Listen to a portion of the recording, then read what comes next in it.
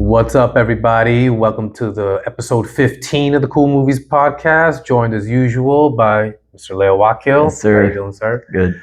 All right, so we didn't do one last week. We were both busy with a lot of stuff, especially you. But you saw Frankenstein, and we talked about it in our previous episode. Yep. It came out on Netflix. I finally watched it, and we talked a little bit about this before, but I completely agree. Yeah. It is a 10 out of 10. The only thing I don't agree with is that it's Del Toro's best. Okay. My heart still goes with Pan's Labyrinth. Yeah. But I would say number 2. Okay. I would say between Pan's Labyrinth and maybe Shape of Water, Crimson Peak, somewhere along those lines. Yeah. But it was stunning. Everything about it, I loved. You know, I said this previously, like there's not a bad note. Mm-hmm. There's not a single wasted piece of dialogue. It is so crisp, meaningful. Like there's that one line that the monster says of, you gave me the gift of life, but not the gift of death. Yeah. And I'm getting goosebumps just thinking about that moment, because it's not something that you really read about in the book. Yeah. And I loved everything that he changed. I love everything that he added. You talked last time about how part one of is like basically the origin story of Frankenstein. Of the story. And it takes a while because in a 2.5 hour movie, it's an hour and a half. Yeah. So it's the bulk of it. But okay, a few things. Number one, I think the pacing of it is perfect. Smooth. Very smooth. And everything about it is smooth in the sense of the editing of where it cuts, camera movement, where the narration comes in. Yeah, where narration comes in, what is said. Everything is just timed perfectly, so it's not. It never feels like it's dragging. It feels like something that was always in Del Toro's head, like since he read the book originally and he planned this out. Well, it's like it's so obvious, right? Yeah. Yet never has really been addressed. Yeah. You know, in any other film adaptation, whether it's the Boris Karloff version from back when to the De Niro version, it's like there's never really like what happened previously that started to build Frankenstein, Dr. Frankenstein up to what he wants to do. And it kind of builds a stronger base for exactly that. Like, why did he do what he do? In the book, like his father is just a dad. Yeah. And he's a more important character in the movie. And he gives more of a emotional void for Victor to fill with the monster. Played brilliantly by Charles Dance. Yes. One of my favorite. Anytime I see him on screen, I'm like, this is going to be good. Even like the Dracula Untold, which is not a good movie, but he's in it, so I'm like, I'm watching it, you know? And he's not even in it for that long. Yeah. Did you see the documentary about the making of? No. Yeah, I saw it. Netflix? Yeah. Okay, like it came to Netflix and I just like scrolled through my favorite moments of the movie. Yeah. And then I saw the documentary. And it's like so rich. It's an immense production. Yeah. And you see like the vision coming to life and these different people coming together. And there's a very obvious thing. Again, Del Toro, this is one of the things I love about creators like Del Toro is that when they present you with their piece of art, there are elements of it that are so obvious you wonder why nobody else thought of it. And that moment really hit after the monster comes to life. And because like in the book, like he comes to life and then like Frankenstein just leaves him. Yeah. He's just abandoned, right? Yeah. But what really like hit me hard was that it seemed very much, the feeling I got was like he wanted, like literarily speaking, he wanted to be a parent. And then when he did, he was slapped with the reality and the responsibility of being a parent. And so even though like I never went off on my son, but I could identify with the frustration of being responsible for this being and not knowing what to do. Yeah, he says it in the movie. I didn't think about what will come after creation. Right. Yeah. You know, and so like when he's just constantly like just saying Victor, Victor, Victor, Victor, because it's all he knows. Yeah. It's like, as a parent, in a way, you kind of relate because because like you don't know what to do as a parent. You want your child to express themselves in a way that you can understand, so you can give them what they need. Mhm. But you're exhausted, you're confused, And he everything's doesn't have chaos. the base for that because his dad was everything that you just didn't describe. Like he Exactly. didn't try to understand the son, just Mhm. planned this future. So and he died. becomes the thing he hated Exactly. He wanted to become better than his father and became his father. Yeah. You know, so like I love that lineage Yeah. that is drawn. But then that would have been a very like a lot of cynicism from Del Toro's part if it Yeah. wasn't for the end. Yeah. And spoilers, but the end is way more hopeful than the book. Yes, absolutely, because it's like he asks for forgiveness. Yeah.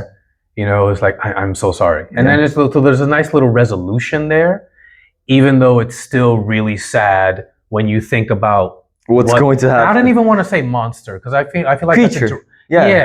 What the creature faces going forward, even though there's like eternity, a smidge of hopefulness because you know the sun is still shining on him. So it could be something. Which reflects the first scene of years. And so it's like full circle, those full circle moments. So that's really great. Yeah. But yeah, there's a point of disagreement that we can talk about. I didn't think Elizabeth was as useless.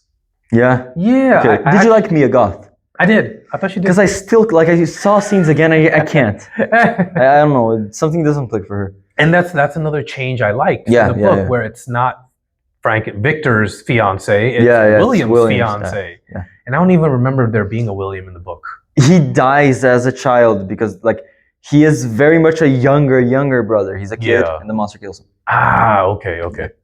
And so, like, I thought that was kind of interesting. Yeah. Sets up another thing where it's like, not only do I want to outdo my father, but I also want to show the brother that he loved more than me, that I am also a worthy person in some way, shape, or form. And it condenses a lot of what, like, there's a plot point with Justine, which is a worker in the Frankenstein house. Mm-hmm. She's framed for killing William, but the monster killed him. And then there's this whole, like, side plot where it's just Victor trying to talk to her for her not to go to jail. Yeah. And she dies. She's penalized with death.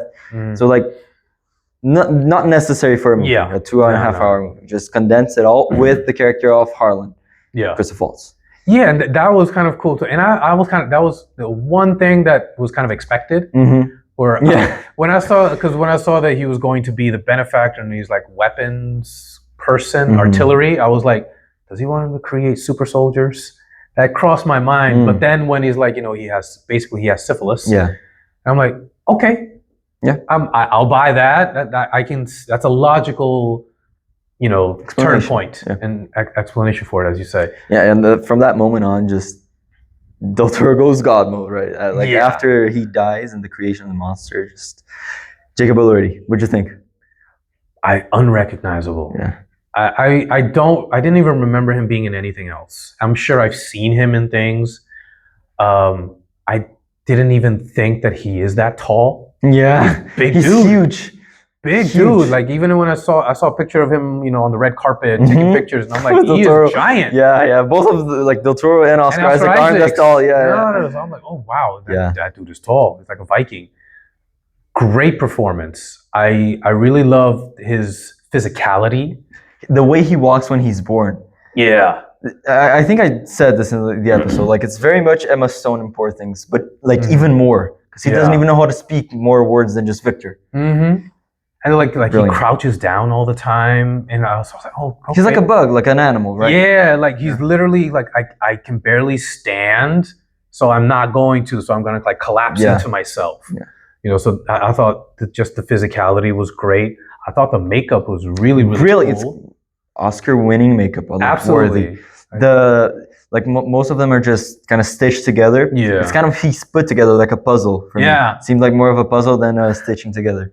And less, and I think this is kind of an improvement on the De Niro version, because when you watch or even pictures, if you ever look at pictures of the De Niro Frankenstein movie, it's grotesque. Like, to see like him all sewn up and you see the sutures and everything. And I think the downside of that is it becomes a distraction. And in this one, like, he's pieced together and everything, but his humanity, or what he's trying to develop as his humanity, is more important than how difficult he is to look at, you know. So, but you still have to find a way. You have to thread that needle. Yeah. You know what I mean? And I think he did a great job because it's not grotesque. You can. It's almost like when you have those scenes between Mia Goth and Elordi, where it's like, yeah, I can kind of feel the connection there, even though it's very sudden. Mm-hmm. You know how she just basically falls in love with him at first sight. You know, but I think one of the underpinnings of that dynamic is, you know, she wants to be seen as more than just a trophy wife or just a possession. Which is what the book basically was. Right. Yeah. And, you know, she wants, like, I'm a person, I'm a human being in this world that has thoughts and feelings and opinions. And she kind of sees the creature as something that is going through something similar in some way, shape, or form. Yep. So I vibed with. Yeah.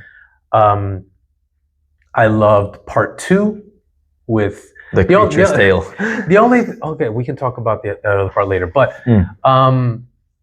part 2 is like a mini movie in and of itself. It's the peak of the movie with Professor Filch. Yeah, you know, he's not a professor. I think he's Mr. like Filch. Yeah, he's just like he isn't a teacher. I think. No, he's not a teacher. He's just dude from. And he's unrecognizable. Like I had to search it up. I didn't realize it was him. Just the voice you said, right? Yeah, I recognize the voice immediately because I have seen him in other movies. Yeah. That entire sequence just. Yeah, it's so the spirit of the forest and how he has the presence of mind to like stay out of sight, you know, because even though, you know, he's still basically just born, he still has this notion that people aren't ready to see me, so let me hide. I thought that was great. And when they finally meet, and it's like, okay, you know, you'll be my friend. So it's like, every dialogue between both of them is just like beautiful. How he read the Bible first, I thought that was great. I read the first book I read was the first book and there ever was. Yeah. I read about a man named Adam and a woman named Eve. And when he reads the last book he reads about the devil and an angel, I forgot. It's Paradise Lost. Paradise Lost. Yeah, that's like the peak of his intellectuality, right? Yeah. You see how he's grown by reading these books, which is a nice little hint if you want to get smarter. Read books. You know, his lots of spoilers, people. Yeah. Spoiler review. So this, totally spoiler review. Yeah. When he dies, it's like you know it's gonna happen. I didn't because you didn't feel that because he doesn't in the book. No, I felt it coming. Yeah, I did. As soon as he came, like as he was returning to the house, I kind of thought, but throughout I didn't. It was very like, no. You were lost in it. Well, good for you. I felt it immediately because I was like, have you ever heard of the principal Chekhov's gun? No. Okay, so let's see. I think is it Anton Chekhov? Is it, or is that the dude from Star Trek? Anyway, but Chekhov, you know, playwright. And he says that if there is a gun somewhere in the scene of Act 1, it's going to be used. It needs to be used again later, or else why show it? Yeah. And so when I saw the wolves, I'm like, uh-oh. And then everyone leaves, and just the two of them, I'm like, this is not going to go well. Because there also has to be something that makes things tragic enough for him to go back to look for Victor. Yeah. So I was like, I think these wolves are going to show up again, even though they're being hunted by the family of the old man. But I'm like, nah, this is not going to end well. Something I thought we would get with the movie was the famous scene where he rescues a girl in the river. And he's kind of blamed for trying to drown her. Yeah, it's not really rescue or no, that's in the Karloff version. He throws the girl into. That's what happens in that movie. But yeah, I like I said, the changes were great. Yeah, I love the changes because I think. If you are going to, you cannot adapt word for word. It cannot be a direct translation, because then why? Just to like see it? Yeah. I mean, there's something boring about that. At least I find. And so when you're adding something, when you're changing something while still keeping the essence of the book, which he did this in droves, then you have something special. And that was my problem. There's definitely an Oscar for adapted screenplay. Probably. I'm going to predict a win. Yeah, me too. Right now. A win? A win right now. You heard it here first, ladies and gentlemen. Del Toro, Oscar for Best Adapted Screenplay. Yeah, like Oscars in general, I think it's gonna do very well, and I hope Oscar Isaac, Jacob Elordi goes in. Like, I think he deserves a nomination. He does. For what? I don't know. That might be interesting. Supporting, not because he is supporting, but there's no place in lead. Yeah, I guess everyone is kind of a supporting actor in some way, shape, or form. Just kind of less so. I don't know. I'm predicting Hamlet or One Battle After Another for adapted, but I hope Frankenstein just soars at the Oscars. I think it deserves because it's so different from any other Shakespeare, any other Frankenstein adaptation. I think we talked about this last time, where by last count, it's 991 Frankenstein iterations in some way, shape, or form, whether cartoon, TV series, Hotel Transylvania. We talked about all of that. And I think this is hands down is the definitive version for me. There's something seen like when he goes to the jungle, not the jungle, like the forest. The forest.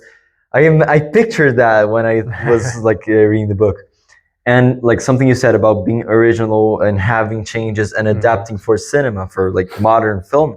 Yeah. It's exactly my issue with Nosferatu from Robert Eggers. You haven't seen Nosferatu? Nah, I still haven't. I have zero interest. It's kind of like it bored me a little, not because it wasn't scary, because it wasn't scary, but it was like I saw the 1922 original version. Yeah. That I remember seeing, which is way the creepiest movie I've ever seen. And if you haven't seen that, you're probably gonna love Eggers' version because it's the same thing. Yeah, right. Like if I hadn't seen that before, I probably love the new version. Yeah. Okay. But like even Frankenstein, I knew the story and I had these notions of what it would be, like the old man sequence. I was expecting, so the wolves are gonna come in this part, but they're not gonna come in later again. They do, and that's how he changes and goes to Victor. So he plays with this like tragedy, constant tragedy in the monster's life, and, like story to fit into the movie better. Yeah. And I like here's a couple things that so the last thing that I really like. I like that he, unlike the book, he just refuses to make a companion for him. Yeah. I like that. That always creeped me out. It was always the part of the book that I really didn't like.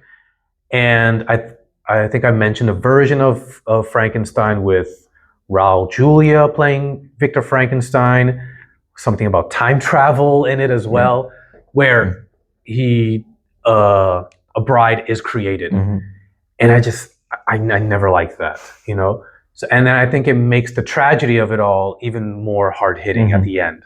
So I like that he refused to make it. The one part that I didn't like that the entire storytelling part took place on the ship. I love that.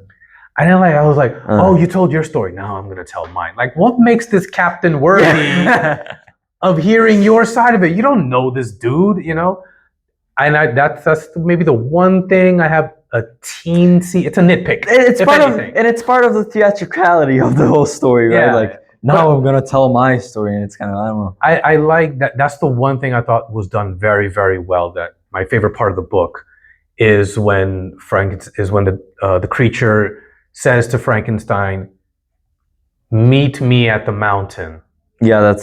And then he tells his side of it. It's heartbreaking, that entire section of the book. It's beautiful, it's poignant, it's so tragic. And I think it really hit it. But it still hits. And it wasn't possible cinematically in the movie. Yeah, exactly. It wasn't possible to do it in the movie because of the changes he made before. Yeah. Like the dad died very early on. The mom also died very early on. So the trip would be just like Victor alone. Yeah. Maybe with William and Elizabeth.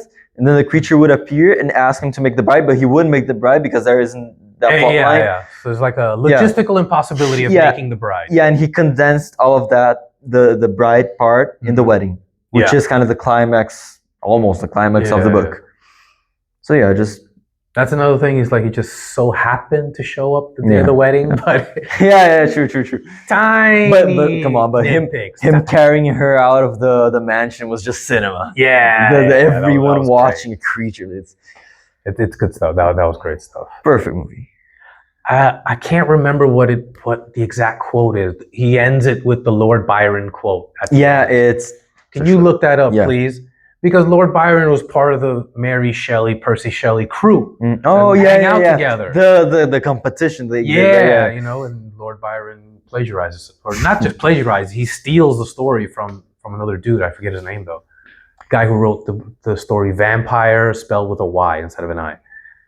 Life, although is it that one? No, that's Mary Shelley. That's in the beginning. Yeah. But anyway, I'm not finding it. Either way. Here. And thus the heart will break, yet brokenly live on. Yes. Yeah. Mic drop. Yeah. That was such a great one. The final shot, the final 5 minutes will end you. If you don't feel something in the final shot, you have no soul. Yeah, I've heard people say, "Oh, it's just like an orchestrated movie with no heart." Come on. No. You have no heart. Yeah, you have no heart. That, Yeah. That was Frankenstein. If you haven't seen it, please watch it. I don't care where you watch it. It's just one of the best movies of the year. I would say that one and Sinners. Yeah. Or like have you chosen? Chosen between the two? Yeah. Give me some time. Okay. Give me some time. Because I remember I did watch Sinners twice. Yeah. And loved it more the second time around. I've only seen it once. I don't rewatch. I am rewatching Frankenstein, definitely. Oh yeah. I basically did this weekend. I just went through every scene I loved. Yeah. Exactly. Yeah. Cool. Next, what did I say? Predator. We got Predator Badlands coming out. I haven't seen it. I did revisit the franchise, and I got some videos talking about it. You have not seen anything. I am going to watch at least the not even the AVP movies. I saw every Alien movie before Romulus, but I just like the Alien 3 and Alien Resurrections were so bad. I just gave up on Alien. Just why I went to Prometheus and Covenant. Well, you know what the thing is, we can kind of pivot a little bit, and I'll say something about Alien 3. Because there is a version of it that I've seen called the assembly cut that exists, which 20th Century Fox tried to make a different version, because definitely the version you saw is the very low quality. Yeah. Now the assembly cut is it's not great. It doesn't make any huge improvements on it. It's more of a Fincher movie. It is more of what Fincher wanted. Like in the version you saw, it was the face hugger on a dog, right? In Fincher's version, it's on the ox. Okay. Yeah, and you don't even see it. Yeah, okay. You don't even see it on the ox. You just like the ox is like brought into the same room area where Sigourney Weaver is brought in, or where the dead bodies are brought in. And then, after everyone leaves, the one guy that's left with him, he picks up the face hugger, like, "Hey, and what is this?" And you're like, "Oh, that's what's gonna happen." And I just think the beginning is distasteful, with what Cameron did before. Like the ending of Aliens is so uplifting and hopeful. They leave it. Everyone dies except for everyone. But anyways, we can talk about the Alien franchise another day. And I love the Alien franchise. Me too. In general. Yeah. Predator.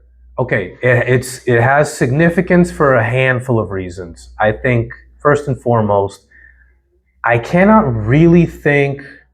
Well, I guess the first Alien, to go back to it was a genre combo. Yeah. So in this case, it's action movie and horror. Which I don't remember it being done before. Really, it came out around the same time as Aliens, so I guess you could say that Aliens was also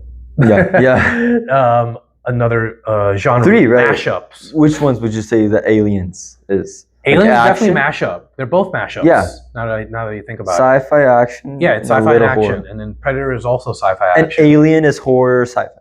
Yeah. Horror sci-fi, exactly. Like I think the pitch line for it was, it's Jaws in space. Yeah. In space, no one can hear you. Yeah, but I think having such a big star with Arnold in it. I mean, he's fresh off of the first Terminator movie, which really started to launch him. He did the 2 Conan movies before that. He did Commando, which I think is hands down the best action movie of the 80s. Yeah. Well, like, let me say it like this: it's the best '80s action. Okay, movie. yeah, Not very best action 80s. movie. Yeah, it is Okay. so '80s. Yeah, okay. It is the most '80s action movie, Mhm. but still, you can watch it now and enjoy it and not think it's like a relic of some era, some bygone era. Yeah. So it's like he's just about starting to be the biggest movie star in the world. Yeah. I think that happened after Terminator 2. And so you have this. And then you also have, Carl Weathers from the Rocky movies is there. And it's been a while since I had seen any like a very focused on this group of special forces soldiers. So that was the really cool thing about it. And that's like something that nowadays multiple blockbusters are exactly that. Just throw a group of military or Avengers. Every single no, but like the most recent Jurassic World Rebirth is exactly that. Just throw people in the forest, like guys that can fight with guns. Yeah. And I think, and the one thing I was mentioning to you about Skull Island. Yeah, it's something else. Yeah, I like Kong Skull. Me too. One of the things that in rewatching it, I kind of like came to this realization, and I think one of the really great things that I think it's glossed over, it gets completely lost when people talk about Predator, is that it's so masculine. It's such a masculine movie. Yeah. Okay. Like everything from that iconic handshake between Arnold and Carl Weathers in the beginning that has become a meme at this point. And then everyone from, those two guys and Jesse Ventura and just all of the members of that Special Forces crew, hyper testosterone. It's like, I love the meme that I told you about where it's like, if you're gonna, if you watch Predator before going to the gym on chest day, you're gonna improve your performance by 500%. Something crazy like that. And I love that element is there because later on, it just gets shown as being completely useless. It's like broken down. It's like, it doesn't matter. Mm-hmm. You can have all the bullets, all the muscles, the biggest guns, and there are some really big guns in this movie, man. None of it matters. It's all pointless because the Predator is still bigger, he's still stronger, he's got better weapons, and he's smarter. So if you're going to beat him, you have to outsmart him. And that gets explored way more in the sequels, especially with Prey. Prey, yeah. Definitely. And so I like that element of it. It's like, be as masculine, full of steroids, testosterone just coming out of your pores. Doesn't matter. It's never going to be enough to defeat the Predator. And so I dug that. But it's just that leading up to that conclusion, there's just so much testosterone. Like the first big action sequence is so over the top and so crazy. And then it's like kind of where you be like, oh, this is what these guys can do. This is what the Predator is going to be facing. And it doesn't matter. Yeah. So I really dig that part of it. And then the other part is the mystery aspect of it, which is my thing that I'm afraid it has been completely demystified in Badlands. I don't know how long it is. I think it's maybe a good half an hour even, maybe even 40 minutes until you see the Predator. So you see him in the camouflage and everything. You see what he does or what he's capable of, but you don't see him. Yeah. And then you see the Predator from his point of view, like he's got like infrared vision. And so that's how he can track people. And so it's like there's a lot of intrigue that gets built up. And it's funny because there was this comedy series, a short-lived series called I Love the 80s from VH1. You probably don't even know what VH1 is. And one of the things they talk about is the movie Predator, because it was, I think, the biggest movie of 1987. Yeah. And then these comedians are, talking about the things of the 80s. And then when they talk about Predator, they're like, oh yeah, when you finally see the Predator, when he comes out of the water, it's like, what? He's a Rastafarian? Because it looks like he's got dreadlocks, But nobody ever thought about that or even like thought to have that to be a feature, let alone the mandibles of what it looks like, which came from James Cameron, by the way. Really? Another alien connection. Well, so there's similar franchises, right? Yeah, It had different directors in the middle, and then well, fun fact. So Stan Winston, the makeup guy who created the Predator, he as well as makeup for Terminator 2 and everything, and so he was on a plane sitting next to James Cameron. And he's going through these different sketches of what the monster is, who was originally supposed to be played by Jean-Claude Van Damme, FYI. Oh, yeah? Yeah. Who is the actual? It's a man named Kevin Peter Hall, 7 feet tall. He was also the alien. Really? He was also the guy in the alien costume, the original Alien. Identical franchises. Yeah, there's so many connections. Yeah. And there's a great behind the scenes, you see pictures of Van Damme and Schwarzenegger, but he didn't want to do it anymore. He left the project, and then so they had to rethink how they're going to do it. And so he's drawing out some sketches and everything, and then James Cameron says what would be really cool? I've never seen a monster with mandibles before. Yeah. And Stan Winston's that's a terrible idea, man. Shut up. Yeah. And then it just takes the idea. And then the rest is history. Yeah. So there's some really cool connections there with James Cameron that really helped a lot. But now, issues with the other ones, there are varying levels of suck. I'm gonna tell you straight up. Which is more consistent, Predator or Alien? Less of the back and forth. All of them. Predator.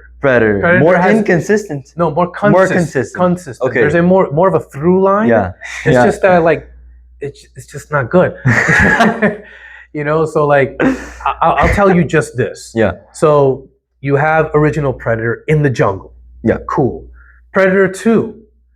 There's a great moment as the movie starts, because the camera pans from the jungle, and then you see it's in a city. Ah, okay. So I was like, that's kind of interesting. The film takes place in the city. In the city, okay. In the future of 1997, because the movie came out in 1990. Yeah. Yeah. And it's in Los Angeles. It's become a war zone in the movie. And then the third one is on the Predator planet. Yeah. That was really cool premise. And then the planet has a jungle. Yeah. So it's like a game preserve. So that was cool. And then the last one, The Predator, takes place... Shane Black. Yeah, Shane Black, which we can... Nice guys. I don't know what the hell happened in this. That dude can write. He did a movie this year, with Mark Wahlberg. Mark Wahlberg. I just love that you called him Marky Mark. That's great. But it also takes place in the suburbs. Okay. Which is like Alien versus Predator, the second one, in the suburbs. Yeah, I haven't seen any of them. They're so bad. Yeah. The Alien versus Predator, the first one, I kind of liked. The first one, people say it's kind of fun, throwaway kind of movie. It's just popcorn. It's mindless popcorn movie. There's no depth to it. It's just enjoy for shits and gigs, as they say. So yeah, there is at least a through line. They try and stay as consistent to the lore as possible. And then when you think about Alien franchise, that just went totally off the rails with Resurrection. I always say written by Joss Whedon, by the way. Yeah. Which I think is the reason why it's terrible. He did the first Avengers, come on. He did do it, but we can go into a whole discussion of how he ruined Marvel. With the first Avengers? With just his style. Okay. Yeah. And how it ruined the Predator. Yeah, okay. Because, so here's my problem with the Predator.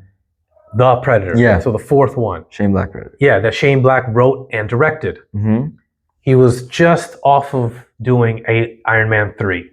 So he was in the Marvel world. And so I think whether on purpose or just by osmosis, he brought the same sensibilities to the Predator movie. So everyone's cracking jokes. Everyone's got something to say. And it's is now the time? Predator, the Avengers. Yeah, you know what I mean? So it's the tone of it is totally off from what the previous Predator movies are. And I think that's the main problem. It isn't even the recycling of premises. Yeah. Because he took the civil war between warring factions of alien species from Predators, from the third one, put that in as well. So it's like, okay, we've seen that before. Then he put it in the suburbs, which we've already seen before again. So it's a lot of recycling with nothing interesting to add. Yeah. So again, whatever you want to say about Predator 2, it tried something new. And there's some really cool things that I like about it. He did that before or after The Nice Guys? Before? I think it was after. After, okay. Yeah, after. You know, and so with Predator 2, it's like, somebody said to me in the comments of when I did Predator 2 that, but Danny Glover's way taller than Arnold Schwarzenegger. I'm like, it's not the point. But okay, sure, he's taller, but I don't believe that, you know, the Predator's going to be swinging at him and he's just going to like parry the thing when they do have the final fight. But he does outsmart the Predator, which is the thing. But yeah, so there's that. With Predators, the really cool thing is the alien planet. The warring faction I didn't think was necessary, but I was like, okay, cool, why not? You know? And then the Predator, like literally nothing new. Let's just take a bit here, take a bit there, take a bit there, mash it up a little bit with what I can do now because I just did Marvel, and that'll be enough. That'll be the new thing. It'll be the Marvelized version of Predator, and it just sucks. No, it's the one I like the other ones a lot. The first three I like a lot. The fourth one not. And these new ones, Prey, Killer of Killers. Prey was cool. I really like Prey because that was one of the things that was hinted at in Predator 2. So, spoiler, good guy prevails in Predator 2.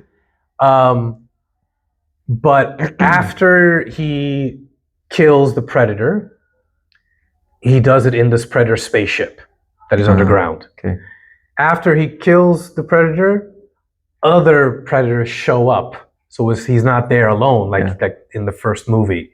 So that was another new thing, like, oh, snap. And then Danny Glover has a hilarious line. It's such a great delivery as well, where he's just killed the Predator. He is just destroyed physically. And then he puts down the Predator weapon that he used to kill him. And then he looks at everybody. He's like, all right, who's next? it's such a great line. He's great. I love Danny Glover. Danny Glover's awesome. You know, mad love for him, especially with the Lethal Weapon movies. But he's also does some other stuff that's great. And Killer of Killers. And Prey, sorry. Prey did something. Well, yeah. So after that, because they have that warrior culture, and he's like, okay, look, you won fair and square. We're going to leave you alone. Here's a parting gift. And then he throws him a musket. And then on the musket is a date of like 1600s, 1800s, something. I don't remember exactly. So it's kind of hinted at that either they've been doing this for a very long time or there's time travel involved.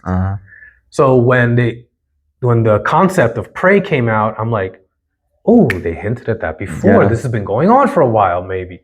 And then it was like, oh, it's a indigenous girl. Now you've got it. It's not about brawn, muscles, and testosterone anymore. It's about your wits and how you're gonna beat this guy. So I like that. Killer of Killers, I thought was cool. It was fun. It was a whole lot of fun. Yeah, it's an anthology, right?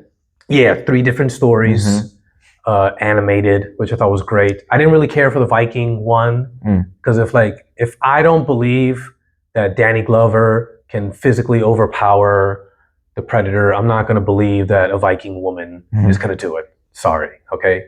Sue me.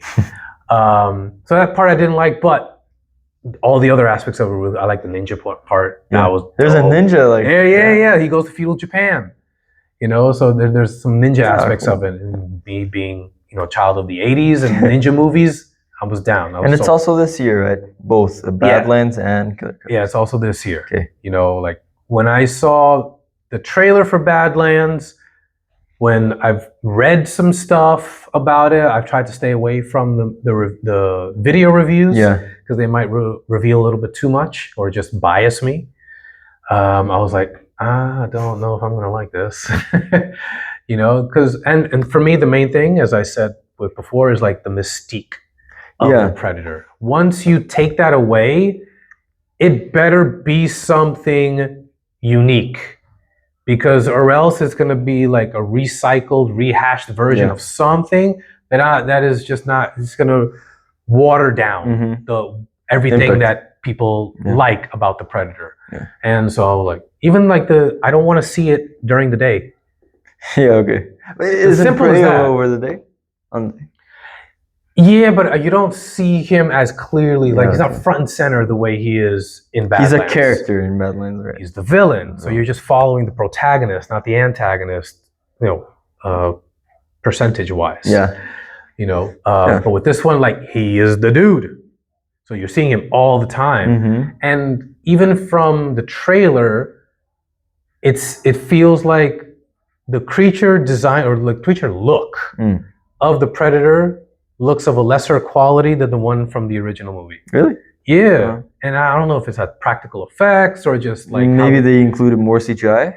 That's definitely for sure. Yeah. Alien planet. Because whatever. They're like huge creatures. I saw the trailer. Yeah. They're big. They're big. That's one of the things that kind of distracted me when I watched the first Alien versus Predator. I'm like, why are they so wide?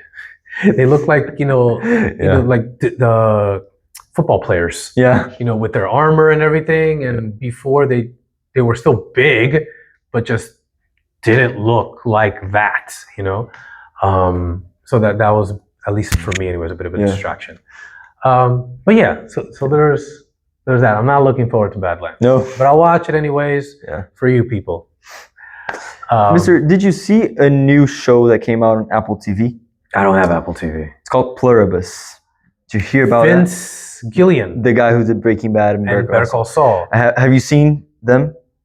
The two shows? Yeah, I saw Breaking Bad. Yeah, I tried to watch Better Call Saul, but I wanted something lighter. So I didn't get through it. I just wanted to recommend because I saw the first 2 episodes of Pluribus, and it's like Severance level of good in the first 2 episodes. Okay, it's probably going to be the next big thing on TV. I do remember him saying like I wanted to get away from like bad guy characters. Yeah.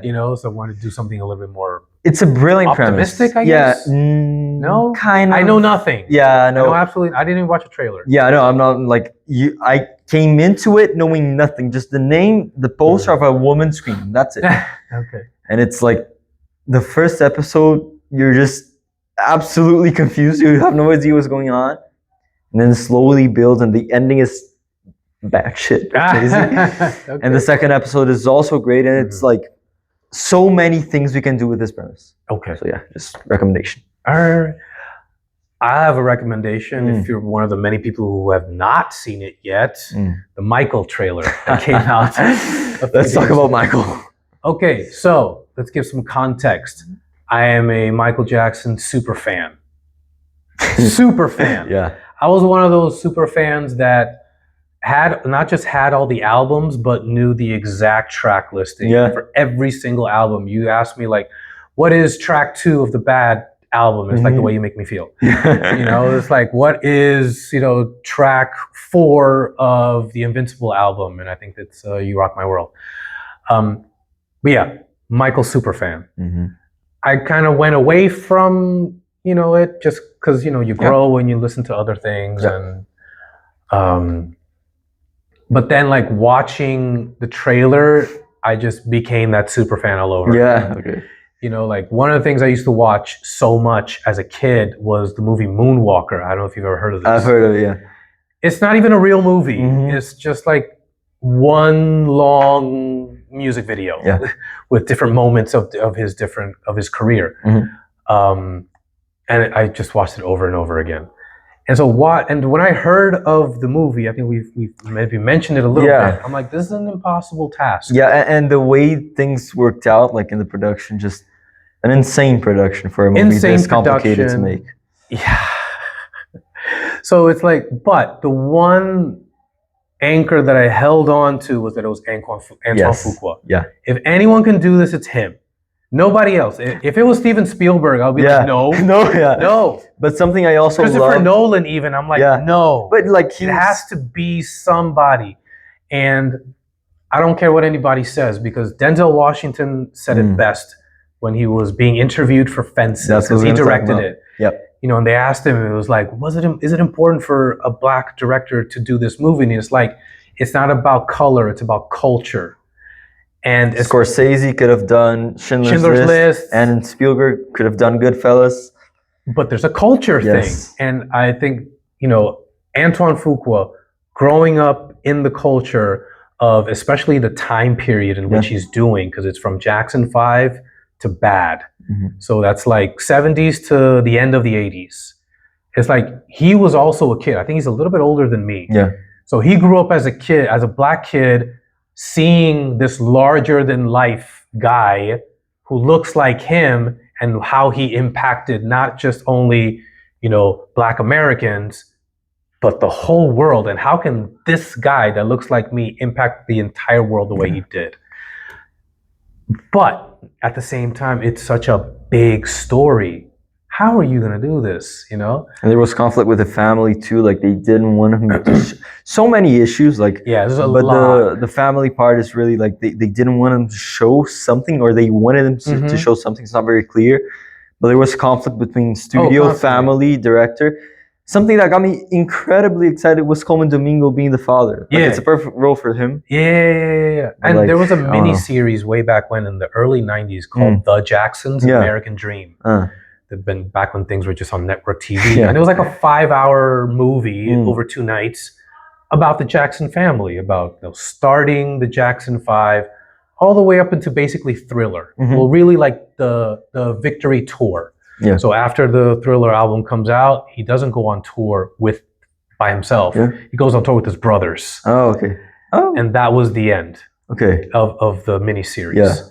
But then when I saw the trailer, Jafar Jackson, his nephew, looks amazing. It's like when you see the moment when he's dancing and you're like, you're not Michael, but I've never seen anyone be as close. But you're Michael's you are nephew. Yeah, you got that DNA in him, you know? And apparently he had been like training, I guess, for years before production. And are they changing actors when he turns white? That's a good question. I don't know. I don't think so. Yeah, me too. I think now in the age of CGI, you can like makeup, like prosthetics, and you know, do what they did with Dwayne Johnson looks unrecognizable in his Mashing Machine. Exactly. Yeah. But to me, the one thing that I'm still worried about is what is the through line? You can't just highlight moments. It's not gonna be like a normal biopic, like No, but it does feel like a normal biopic. Exactly, it looks like that. What is going to be the through line? With at least even with Elvis, the through line is Colonel Tom Parker. So what is going to be the through line in this one? With Rocketman is like him coming back home, right? His mental health, with like losing himself. Exactly. But I don't know. So what is this going to be like? But everything looks big. The way Huge. It needs to, because you people don't understand. Okay, how big this is. You have no idea, because I remember the conversation not too long ago, like maybe last year, was that Taylor Swift is at the level of Michael Jackson as far as fame. Maybe. Okay, I'm not gonna say one way or another because like I'm not a Swiftie. You know what I mean? She's not in my world in any way, shape, or form, really. But she's in an age of social media and the internet. You cannot underestimate what kind of a boost that is for your overall exposure. It's almost everything, right? Exactly. Where do people see her? Online. Yeah, and you can see her at any time you want. With Michael, it's like traditional media. It's MTV. You know, it's records. Buying physical records, you know, and this is like, it's crazy to me, like somebody like Taylor Swift or Drake or any of these other artists like Chris Brown. They have like 100 songs that are known and people sing along to. I don't know any of them, I'm old. But they're constantly churning out material. With Michael Jackson, his first album, Off the Wall, was 79. you don't hear from him for 3 years. Mm-hmm. In '82 when Thriller comes out, and then he just kind of explodes. Yeah. And then another album doesn't come out until '87. Wow. And then another album until '91, and then '95, and then I think '97, which wasn't even a real album, and then 2001, the next full album of original material. Yeah. So there were so many gaps, and yet he still was in the consciousness. Yeah. He was in the ether, and he was larger than life. Like when Oprah did interviews with him, or Diane Sawyer did an interview with him, it was huge. It was appointment television. Yeah. Michael Jackson interview. Let's sit down and watch. So he was that bigger than anyone had ever been ever, and still bigger than anyone ever was. Yeah. People still say he's one of the greatest, if not the greatest artist who ever lived. And if you're considered like that, and you're getting a biopic. Yeah, so it's like, how are you gonna? And another thing that is daunting to me is like, how are you gonna make a figure that large, grounded and relatable? Yeah. Like, what are gonna be those intimate moments where you're like, okay, he's still more than just an artist. He's a human being that experiences things. Like, there's one moment I remember. I've seen this moment online. He was in rehearsals for the Dangerous tour in the early '90s, and the first accusations of child abuse came out. He knew they was going to happen, but it hadn't gone public yet. Yeah. And during the rehearsals, you see him walk to the side of the stage, and somebody just told him it just went public. Yeah. And then he just walks to the center of the stage, and then a little bit in front, like not in the lighting, and he just collapses and sits down and just like starts sobbing. Yeah. And I'm like, I never thought of like when did he know about what was going to happen, and how did he react to it? And there it is, right in front of you. In public. Yeah, it's like you don't see him as being emotional, so it's like, how are you going to bring those moments, to the audience where they can relate to him? Is that moment part of the range of the film? No. Okay. No. So from what is it one film or two films? Two films, yeah. But it's contingent on the success of the first one. Yeah, true. So it seems to me that it is like a fully contained movie as it is, where it's like from Jackson 5 to Bad, and then like just end it right there. But there is more to tell from the early '90s until he died. Did they record it? Record what? Like the second movie? Oh, no. It hasn't been. Okay. They had no time. Because this movie should have came out, I think, a year and a half ago. We've been hearing about this for years. Yeah, it was on. They showed footage of it at CinemaCon 2 years ago. And then it was like, all right, it's going to come out soon. And then the trailer came out of nowhere too. Like, it didn't just drop it. Out of nowhere. Like, no announcement of like, it's coming soon. Yeah, it just happened. So they wrote the script, got approval, filmed everything. We're in the process. They were in post-production. And then somebody at the Michael Jackson estate who actually did their job was like, guys, you can't have this part. Yeah. And it was the whole through line of it. About? Which was the first child abuse accusations. That was the through line. And they said they couldn't have that. You could not have it. That was part of the eventual settlement. Yeah. It's like, if a book, series, or movie was ever made about Michael, you cannot have this in there at all. Which is weird. Like, I don't know. Like, there's a lot of bias, but can you still make a true biopic without this important? Yeah, I mean, maybe you could just mention it, because I don't think that exists for the other accusations that were made. Yeah. So who knows? But in leading up to it, it was announced that like, it's going to be an in-depth look of this, the greatest entertainer ever, and all the complexities of that and all that jazz. Yeah. I'm like, all right, if anyone can do it, it's Antoine Fuqua, and God bless him, and I hope so. Hope's good. All right, I think we got to wrap it up there. Okay, well, thank you very much, guys, for tuning in. See you guys next time. Take it easy, sir.